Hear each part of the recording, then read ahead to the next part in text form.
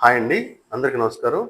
ఈ రోజున తల్లికి వందనం కింద ఎంతమంది విద్యార్థులకైతే ఇంకా బ్యాలెన్స్ పడాల్సి ఉందో, ఆ అమౌంట్‌ని ఆ అమౌంట్‌కి సంబంధించిన ఫైల్ మీద నారా లోకేష్ గారు సంతకం చేయడం జరిగింది. ఒకసారి ఆ లెక్క చూసుకుంటేనండి, మన రాష్ట్రం మొత్తం మీద ఎంతమంది విద్యార్థులకి తల్లికి వందనం పడే అర్హత ఉంది అంటే 67,27,164 మంది.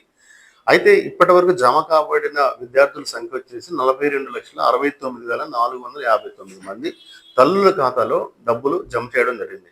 ఇంకా బ్యాలెన్స్ పడాల్సిన విద్యార్థులు ఎంతమంది అంటే 24,57,705 మందికి పడాల్సి ఉంది.